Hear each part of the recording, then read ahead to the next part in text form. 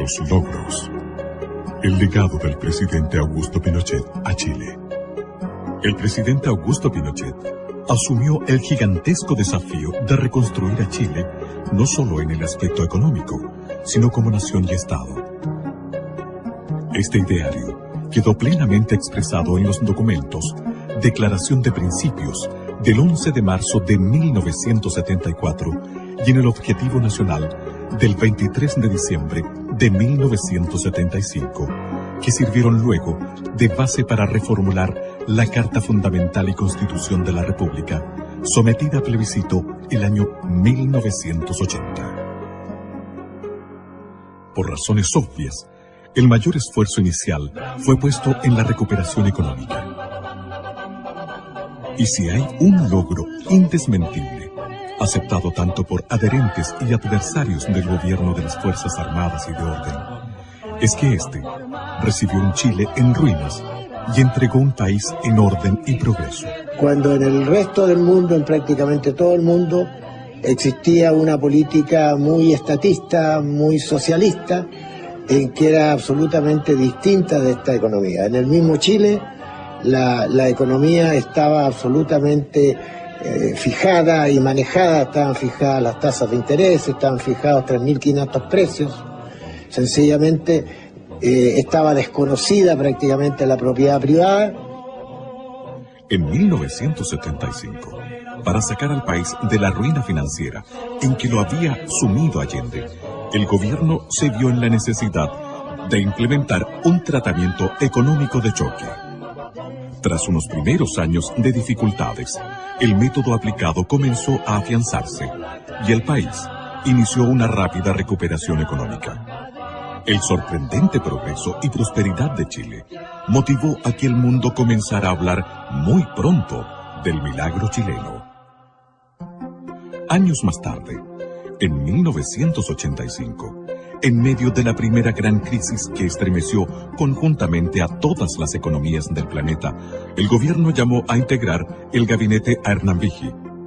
Tras conocer su propuesta para superar el aciago momento, el presidente Pinochet lo nombró ministro de Hacienda.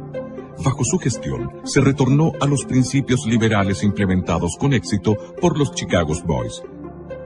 Se controló la crisis y se inició el notable crecimiento económico que llevó a Chile a duplicar su PGB en los siguientes 10 años. En Chile y en el mundo se habló entonces del segundo milagro chileno.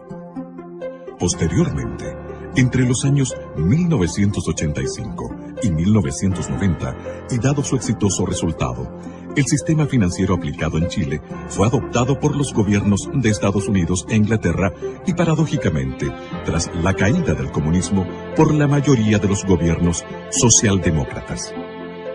Que los logros del gobierno militar son muy grandes, que se han tratado de minimizar por el mundo político hoy día, pero hay que visualizarlo en todo su contexto. Fíjese que él nunca hacía mención de las cosas que había hecho. No se vanagloriaba de nada. Siempre pensaba que tenía que completar otras metas, que no todo estaba terminado. Yo creo que el tema de las obras de mi papá, no creo que nadie debe mencionar nada, es simplemente la historia. Hoy Chile es lo que es gracias a él. Justamente en la parte educacional, que hoy está tan de moda, era uno de los puntos que él siempre quiso completar. Consciente de la urgente necesidad de dotar a Chile de un sistema descentralizador que potenciara los recursos humanos, materiales y productivos de cada lugar geográfico del país, el gobierno dictó uno de los decretos más significativos para el desarrollo de Chile, el Decreto Ley número 575, que instauró la visionaria división política y administrativa del país, conocida como la regionalización. Y todos integramos a hacer lo que estamos haciendo. Si todos tenemos un objetivo, que es levantar a la nación. No se trata de levantar una parte, se trata de levantar todo el país. Me dijo, yo quiero, así con la voz que tenía, yo quiero un organismo de colaboración al más alto nivel y en todas las direcciones. ¿Está claro? Sí, mi general. Bien, a trabajar. Esta nueva división política y administrativa de Chile fue un paso gigantesco en pos de la integración del país, que hasta la fecha aparecía extremadamente dependiente del gobierno central. Tras la regionalización, con notable visión geopolítica, el presidente Pinochet hizo realidad la construcción de la carretera austral, la ruta más hermosa de nuestro país, integrando a Chile, el extremo sur y a sus habitantes. Ir al país a un porcentaje importante del país que estaba totalmente aislado. Y el regimiento Araucano Osorno inició el camino, la carretera austral, desde el lago Yelcho hacia el sur. El presidente de la República dispuso que se iniciara el camino desde Chaitén al sur, y es así como el año 82 se inauguró el tramo de Chaitén a Coyhaique, 420 kilómetros. Y además de esos 420 kilómetros se hicieron 7 caminos transversales. ¿Ante cuánto teníamos que sacrificarlo para salir a hacer nuestro trámite? En barco hasta 20 días o más. Y por ahí se echaban a perder los barcos o el temporal, el viento, no podían traficar. Ahí tenía que uno estar sin poder avanzar. Es un orgullo el haber tenido cerca nuestro el ejército, porque para nosotros el ejército, y más bien don Augusto Pinochet, nos sacó del aislamiento. Antiguamente Chile llegaba a Puerto Montt y nosotros supimos que en realidad éramos chilenos cuando llegamos a ver, cuando llegó el ejército a Villamurta, desembarcarse en una barcaza y ver uniformados que nos dijeron que nos sacarían del aislamiento. A él le gustaba estar con la gente. Yo le digo una cosa, el general Pinochet recorrió la carretera austral todos los años, 1 o 2 veces, ¿no? Entregó escuelas, tomó contacto con la gente, entregó centrales hidroeléctricas, entregó postas. Recorrió toda la carretera, pasó por la carretera. Sí, fuimos al encuentro de él cuando yo trabajaba en Guadalajara ese tiempo, y al cruce de Guadalajara fuimos a darle un esquinazo. Sí. Esta región a él lo recordará por las grandes obras, porque es el único presidente que ha tenido Chile que se ha acordado de nosotros. Es el único que nos hizo una carretera austral, es el único que dio luz, que dio teléfono y que nos dio las comodidades que hoy tenemos. En septiembre de 1973, el sector de la gran minería del cobre, soporte económico de Chile actual, estaba tan arruinado y abandonado como el país mismo. Cuando llegué a la minería, era un sector que estaba con una explotación bastante incipiente. Para muestra, date un botón. No tenían dónde hacer la depositación de los relaves en el cobre. Y la depositación de relaves, lo mismo que a usted le entregan una casa sin alcantarillado. ¿Cómo sigue produciendo? Esa sola cosa obligó a hacer una serie de asuntos que sería imposible explicarle en 2 minutos, pero que significó un trabajo bárbaro. Durante el gobierno de don Eduardo Frei Montalva, se decidió que las compañías estadounidenses debían entregar al Estado el 51% del negocio, conservando ellas el 49% y también su administración, ya que en Chile no había conocimientos ni especialistas para administrar exitosamente este sector. En 1971, el gobierno de Allende expropió y nacionalizó la totalidad de las empresas mineras administradas por empresas extranjeras, acción que contó con el respaldo unánime del Congreso Pleno. La producción, el cero, porque la producción, como había sido no una expropiación, sino que había sido una apropiación del capital norteamericano, los norteamericanos reaccionaron con la justicia y nos embargaron todas las cargas de cobre. Entonces lo que usted salía para afuera quedaba embargado en los puertos que llegaba. Por lo tanto, la entrada era cero. El presidente Pinochet concibió a las empresas que conformaban la gran minería del cobre como una entidad unitaria regida por una política general global, con objeto de maximizar la eficiencia y aprovechar la economía a escala. Así fue que en 1976, el Decreto Ley 1350 creó Codelco Chile. Para hacerse cargo de esta magna tarea, el presidente nominó al general Orlando Urbina Herrera, a quien sucedió más tarde el coronel Daniel Gastón Fres, como presidente ejecutivo. A fines de los años 70, Chile comenzó a despegar. La economía y el sector productivo daban claras señales de crecimiento y reactivación. En ese momento, el presidente Pinochet decidió abordar otras importantes reestructuraciones que Chile necesitaba para consolidarse como una gran nación.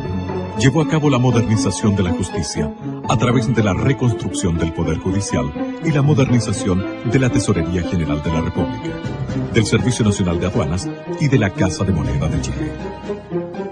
Con el fin de dar normalidad a la economía nacional, se creó la Superintendencia de Bancos e Instituciones Financieras y la Superintendencia de Valores y Seguros. Lo principal o lo definitivo fue el aceptar e introducir, mejor dicho, la política de mercado, la llamada en ese momento política social de mercado, como su nombre lo dice.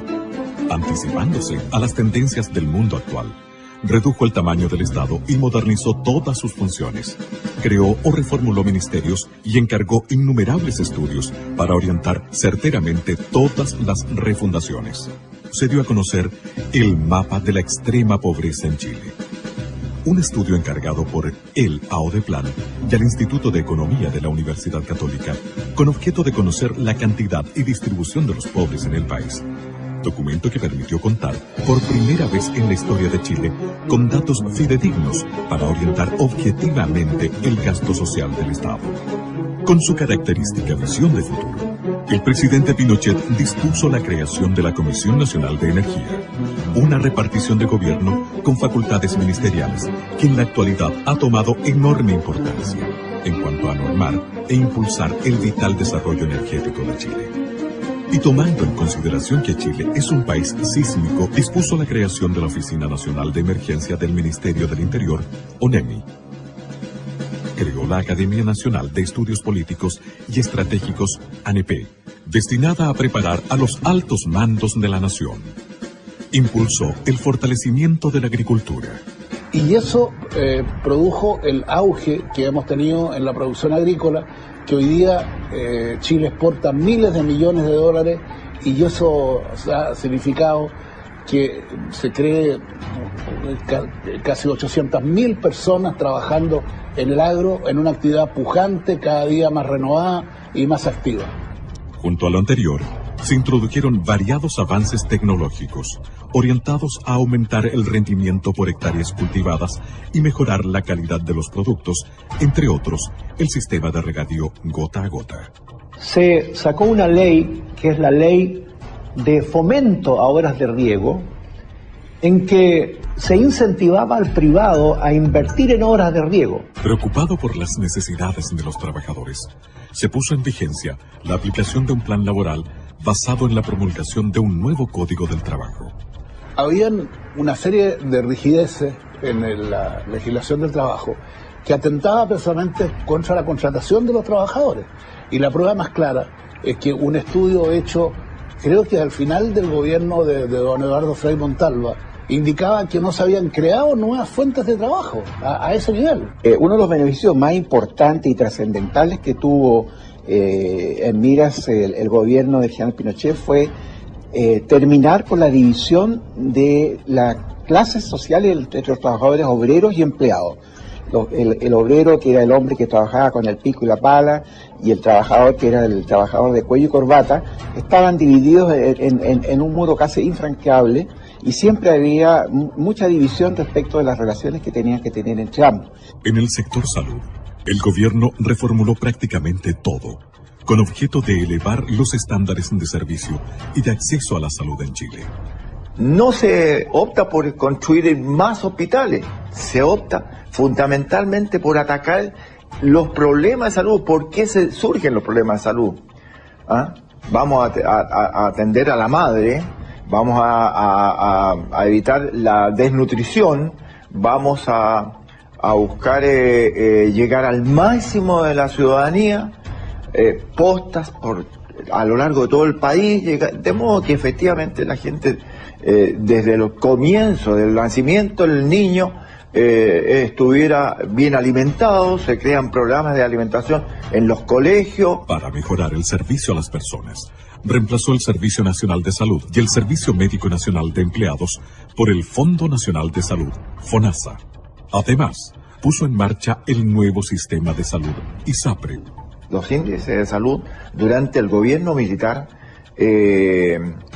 reconocidos no por el mismo gobierno militar ni por el Instituto Nacional de Estadística, sino que por la Organización Mundial de la Salud. Los índices estaban cercanos a los países desarrollados. Las innovaciones alcanzaron también al área previsional, reemplazando un sistema de reparto en manos del Estado por una gran reforma, creando un nuevo sistema de pensiones de vejez, invalidez y sobrevivencia. Usted comprenderá que si las cajas de previsión estaban quebradas todas las cajas de previsión, el sistema previsional chileno no es que lo hayan inventado porque había que reinventar uno nuevo por ponerle nombre, era porque estaba todo en el suelo. El manejo de fondos pasó a manos privadas a través de las administradoras de fondos de pensiones, AFP. Al mismo tiempo que es efectivo y eficiente, y que es copiado por muchos países del mundo, permite generar en Chile una tasa de ahorro excepcional, de luego en Latinoamérica.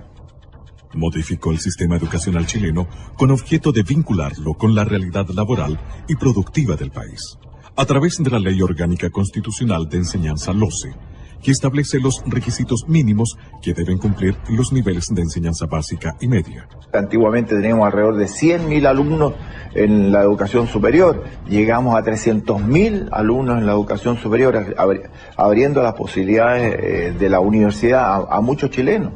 Estableció la beca Presidente de la República, que ha sido útil para la formación de excelencia y reforzamiento de las nuevas generaciones en centros de estudios en Chile y en el exterior. En 1980, tras varios años de estudios y redacción que comenzaron en 1974, el gobierno de las Fuerzas Armadas y de Orden sometió a la opinión de la ciudadanía el texto de la nueva Constitución de la República de Chile, a través de un plebiscito que convocó sin distingos políticos partidistas a todos los chilenos residentes en el territorio nacional. Total nacional. Votos sí, 3.943.068. Votos no, 1.729.018. Nulos, 165.855. El país aprobó la nueva Carta Fundamental, que hasta hoy rige a Chile, dándole pleno respaldo a las reformas y modernizaciones presentes en ella, como también a las disposiciones transitorias que establecían que la Junta de Gobierno asumía las funciones legislativas y constituyentes con el capitán general Augusto Pinochet Ugarte como única autoridad ejecutiva a nivel nacional, y al marco institucional que establecía el mecanismo para la sucesión del presidente a través de un plebiscito a efectuarse en 1988 y posteriormente, según los resultados de la realización de elecciones libres presidenciales y parlamentarias en 1989, tal cual aconteció. Reafirmando lo anterior, el presidente Pinochet dispuso e impulsó la construcción de las instalaciones del actual Congreso Nacional en la ciudad de Valparaíso y creó la ley de partidos políticos con la cual se rigen la totalidad de los partidos existentes en la actualidad. Con notable visión geoeconómica, el presidente Pinochet puso especial énfasis en el desarrollo del comercio exterior que años más tarde daría paso a los innumerables tratados de libre comercio que han significado prosperidad económica y nuevas fuentes de trabajo en Chile. Y creó ProChile para proveer al comercio exterior de un instrumento de promoción y respaldo especializado, con una oficina en cada una de las sedes diplomáticas nacionales. En este periodo se inició el gran poder exportador de productos no tradicionales que a la fecha solo era de carácter minero. Chile se convirtió en el principal país exportador hortofrutícola del hemisferio sur. Se dispuso la apertura de la economía al mundo exterior. Se eliminaron las barreras no arancelarias y se aplicó la rebaja y uniformidad de los aranceles. Hecho este último que permitió al presidente Pinochet concretar dos logros en uno. Al implementar la zona franca de Iquique y el moderno aeropuerto en la misma ciudad, como medio de estimular la recuperación económica de la zona. Creó el Servicio Nacional de Turismo, Sernatur, encargada de la promoción del turismo a nivel nacional e internacional. No solo las grandes transformaciones y modernizaciones ocuparon al presidente Pinochet. Su grandiosa obra está salpicada de detalles. Tenía mucho aprecio a los mapuches. Y tanto así que, por ejemplo, en el Consejo Económico Social, su principal preocupación fue tener un representante del mundo mapuche ahí, que fue el profesor Efraín Nahuelpan, que vive en Villarrica. Además, en el sur, él fue nombrado lonco, se le entregó la clava, que es el toque de mando de los mapuches, como símbolo, y de hecho, ellos tienen muy buen recuerdo, porque cuando hubo que repartir las tierras después de la reforma agraria, ellos se convirtieron en propietarios, verdaderos propietarios de sus tierras. Creo que era un ser excepcional, una persona preocupada de todos quienes trabajábamos al lado de él. Siempre tenía una palabra de preguntar de cómo se encontraba la familia.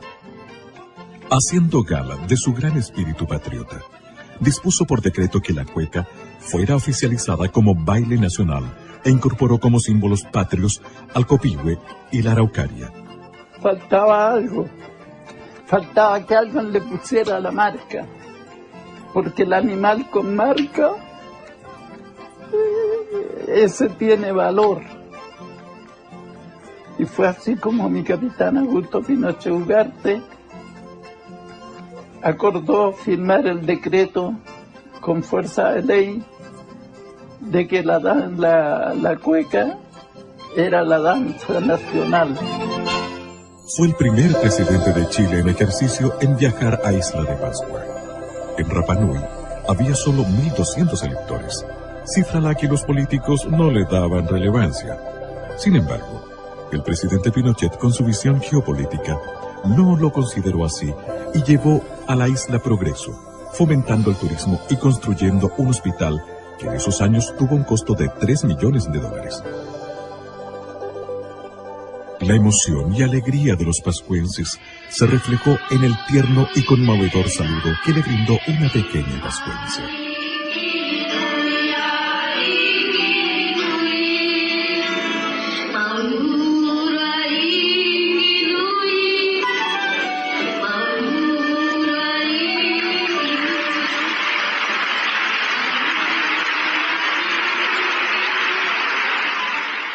Es dable destacar que durante el gobierno del presidente Pinochet, en Chile se realizó la mayor cantidad de obras públicas y sociales que se haya gestado antes en el país. Se creó e instauró el innovador sistema de subsidios de gobierno anteriormente inexistente, como método para facilitar el acceso de los chilenos a vivienda, salud, educación, pensiones y otros bienes. Se inició la erradicación de las poblaciones marginales, trasladándolas a lugares más saludables y hospitalarios. Se construyeron 550.000 viviendas que beneficiaron a 2.600.000 personas, entregando además 309.000 subsidios habitacionales. Fíjese que cuando asumió el gobierno militar, en agua potable había una cobertura de un 68%, y eso se entregó después de 17 años con una cobertura del 98% de la población chilena que tenía alcantarillado, de agua potable, perdón, y alcantarillado había recién un 35% de cobertura cuando asumió el gobierno militar, y se entregó con un 75%. Dispuso la construcción del embalse El Toro, las centrales hidroeléctricas de Colbún Machicura e inauguró 2.875 plantas eléctricas, potenciando el desarrollo del país y mejorando los estándares de vida de cientos de pueblos y ciudades que tuvieron acceso a la electricidad. Bajo su presidencia se construyeron 2.155 kilómetros de caminos y 450 nuevos puentes. No conozco ninguno de los puentes que se hicieron durante nuestro gobierno que se hayan caído por algún problema, como también han sucedido últimamente. Impulsó, construyó y puso en marcha el Metro de Santiago, con 36 estaciones y 50 trenes. Creó la DIGEDER, hoy Chile Deportes, como un ente necesario para normar y estimular el deporte en todo Chile. Con cálida dedicación, apoyó a la primera dama, señora Lucía Iriart de Pinochet, en la exitosa creación del voluntariado femenino, cuya obra se mantiene vigente en todo el país para beneficio de los más débiles y desvalidos, y que ha contribuido a la valoración de las mujeres como importantes artífices en el desarrollo social, político y administrativo del país. En 1974, cumplió el compromiso que hicieran a la Virgen del Carmen los padres de la patria, el que por más de un siglo y medio estuvo pendiente, levantando en su honor el templo votivo de Maipú, en el sitio donde libró la batalla decisiva por la independencia de Chile. Yo creo que el gobierno militar sentó las bases para que se construyera un Chile moderno. Y yo creo que eso es lo más importante del gobierno militar. Además, durante este periodo, el gobierno chileno evitó 2 conflictos bélicos internacionales, una guerra con Perú y una guerra inminentemente con Argentina, sin ceder jamás ni un centímetro de territorio. Yo conociendo esto, sabiendo que venía un periodo crítico, reuní a las autoridades de Punta Arenas, y ahí me acuerdo bien claro que le dije que la guerra era lamentablemente inminente. Nosotros tuvimos, si mal no recuerdo, 3 o 4 meses en los canales del sur, con toda la inclemencia del tiempo, preparados para lo peor. Recuerdo perfectamente que el comandante del buque formó la dotación y fue con arenga. O sea, nosotros definitivamente zarpamos al combate. Era un buque, para ponerlo en palabras simples, un buque señuelo de misiles. O sea, era el buque que de alguna forma iba a atraer a los misiles de la escuadra enemiga con la cual nos íbamos a encontrar a las 7 de la mañana. Así que, la verdad, las posibilidades de sobrevivencia a ese buque eran bastante escasas. Sin embargo, cada uno cumplió exactamente con su deber y cada uno estaba en su puesto.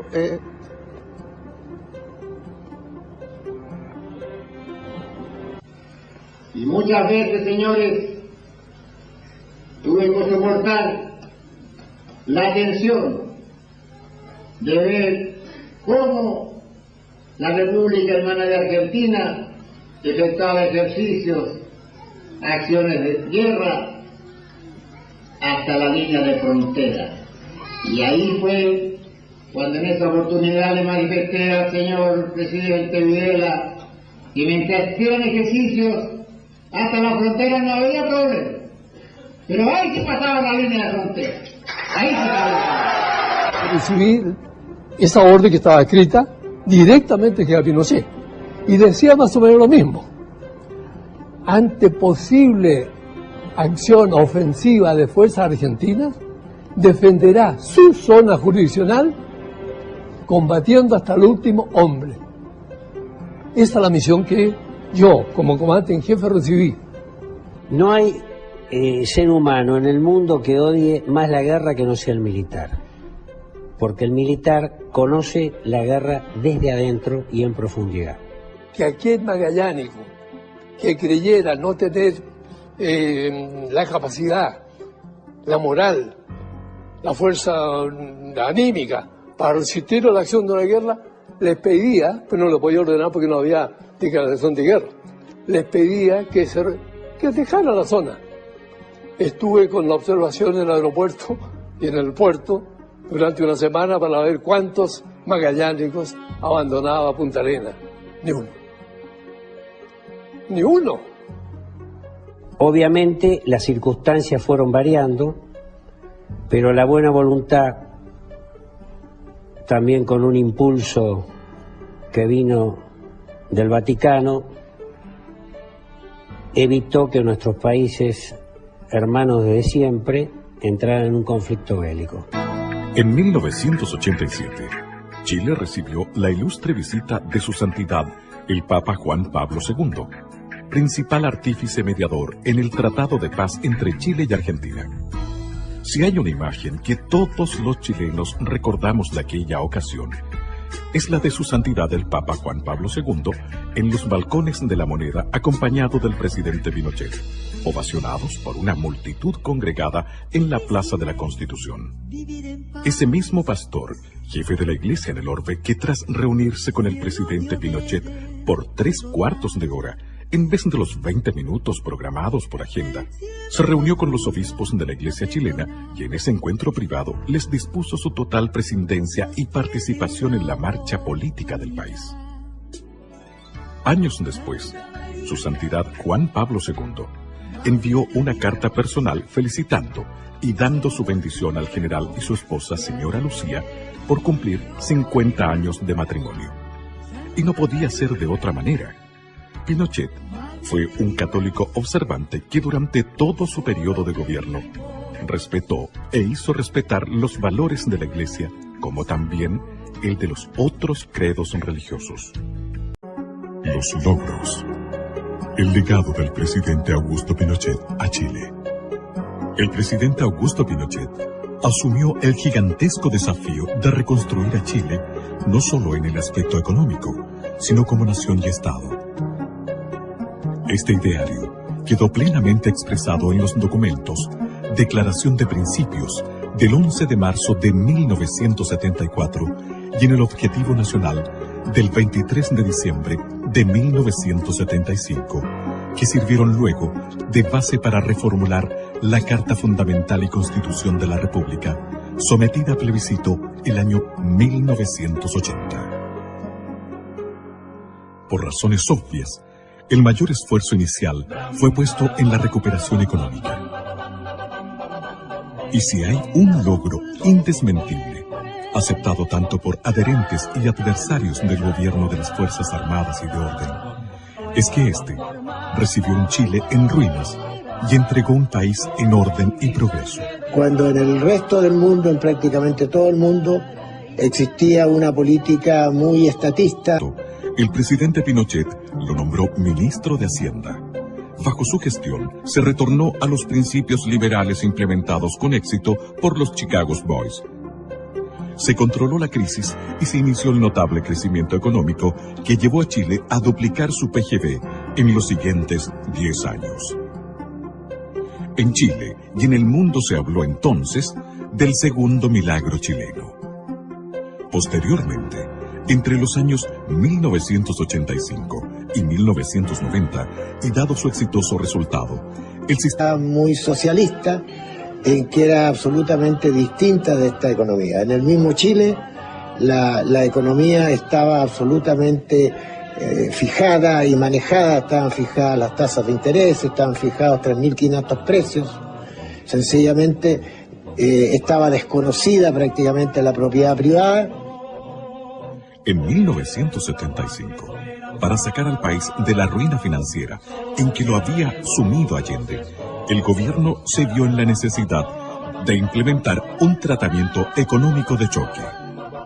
Tras unos primeros años de dificultades, el método aplicado comenzó a afianzarse y el país inició una rápida recuperación económica.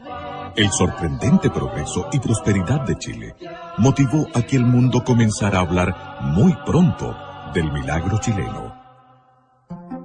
Años más tarde, en 1985, en medio de la primera gran crisis que estremeció conjuntamente a todas las economías del planeta, el gobierno llamó a integrar el gabinete a Hernán Vigi. Tras conocer su propuesta para superar el aciago momento,